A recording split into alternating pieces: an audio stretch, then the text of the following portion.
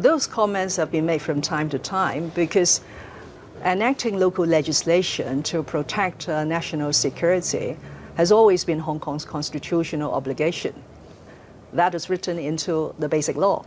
So as the chief executive and even Hong Kong as a whole, we do have that duty to deliver on that score, because that's very important. But so you wouldn't rule out that that's coming now?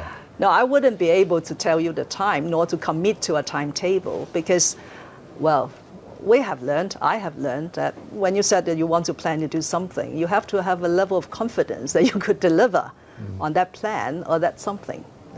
We did it in 2003. We did not succeed. And I have to ask myself that whether we have the right conditions conducive to doing this very controversial issue now. And do you have the right conditions? I mean, you haven't ruled it out to me, so is it something that's coming shortly? No, if I can tell you what is now happening in our Legislative Council, because enacting a local piece of legislation requires approval by the Legislative Council. Even when it is a government proposal, it requires a simple majority. And we now have a majority in the Legislative Council.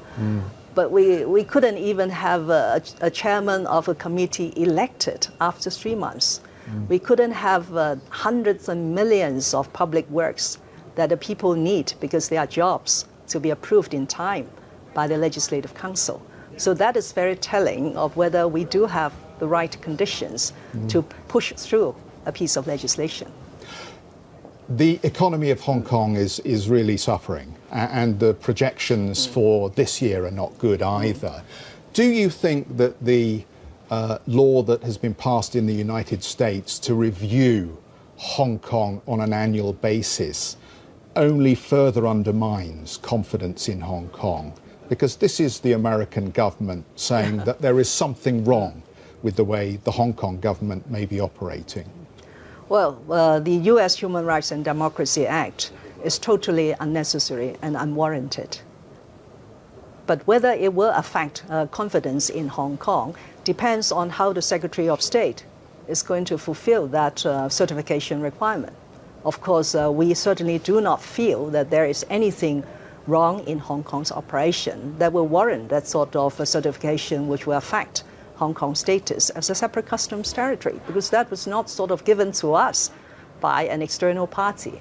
That's something also provided for in the basic law, that Hong Kong operates under one country, two systems. We could have our own multilateral, bilateral arrangements. We have our own separate customs regime.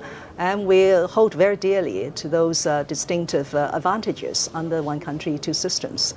But you mentioned about our economy taking a hit. That's true. We are expecting going into negative growth to 2019 and maybe even 2020. But if you look at another sector, the financial services, they are as robust as ever. Absolutely. We have a very good year 2019 and probably 2020. So Hong Kong should continue to seize those strengths and grow the economy. 10,000 canisters of tear gas, over 7,000 arrested. The statistics are startling. There's been, I think, wrongful things done on both sides, the police lines and the protesters' lines. Whether you agree with me or not, I think that's been clear for many to see.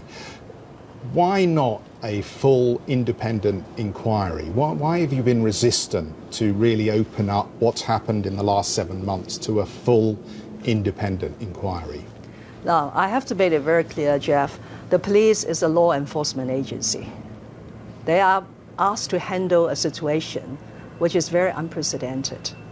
7 months of sustained social unrest, over 1,200 public order events, many of which ended up in violence. These policemen have to maintain law and order. This is a solemn duty on every law enforcement agency. And if I can share this with you, with 7 months of that sort of situation, we have not had one single fatal casualty as a result of police action. The police are acting in an extremely restrained way. Okay. Well, you say restrained, but there's been ill discipline. Look, Hong Kong, other countries around the world have had protests and demonstrations. Policemen are not above the law, okay?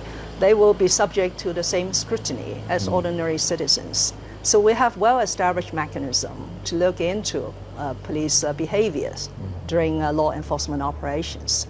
So we also have the same mechanism in the form of the Independent Police Complaints Council to conduct a fact-finding study into what has happened during particular operations that has given rise to a lot of complaints, so the recommendations could be made to prevent such situations from recurring. So I certainly do not feel that with all these established mechanisms in place, and we subject our police force, which, as I've mentioned, they have been working day in, day out to protect Hong Kong from all these criminal offenses, to subject them to another sort of investigation. Hi, I'm Joanna Bersecci, and thank you for watching. You can check out more of our videos by clicking on the boxes on the screen. And don't forget to subscribe to our channel for more from CNBC International. Thank you for watching.